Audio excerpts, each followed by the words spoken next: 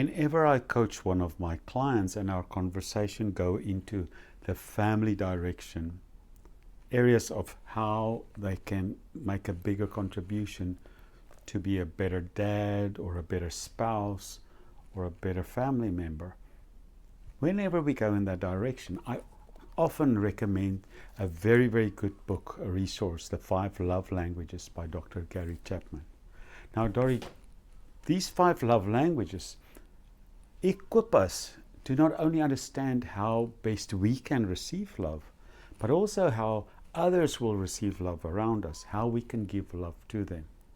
The 5 love languages are things like quality time, gifts, words of appreciation, physical touch, and acts of service.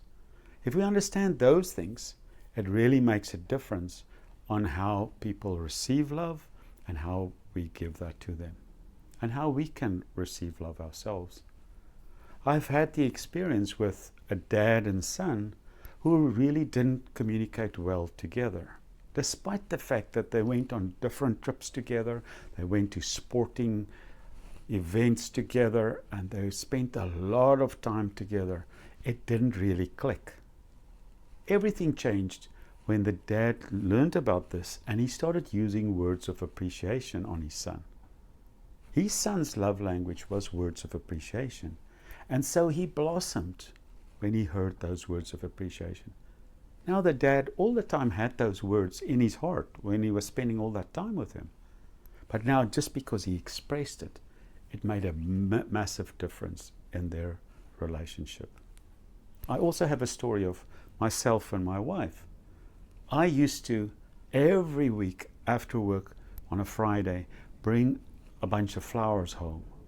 Even the times when we didn't really have the money to spend on flowers, I brought it home because I thought I was the most romantic guy on this planet. Now, this all changed one day when she told me that she appreciates the flowers, but it really makes her feel a little bit guilty. It's not really the thing that, it doesn't really mean as much to her as it possibly meant to me. I then learned that her love language is really acts of service. She's a phenomenal cook, and she can cook up a storm, and she's busy in the kitchen, but then when she's done in the kitchen, it may look like before the creation of the universe in that kitchen. And if I then come in and I clean it all up and I make it neat, which is very easy for me to do because I love neat stuff, that to her is real value. That is an act of service. So I'm speaking her love language there. I want to challenge you, if you haven't used this before in your life, get the book, go online. There's an assessment online as well for the 5 love language, and you can do your own assessment, and you can get your loved ones to do their assessments.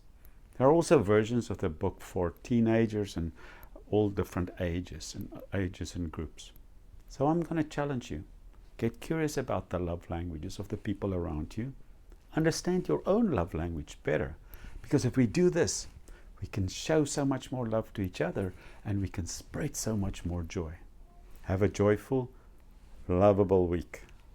See you next week.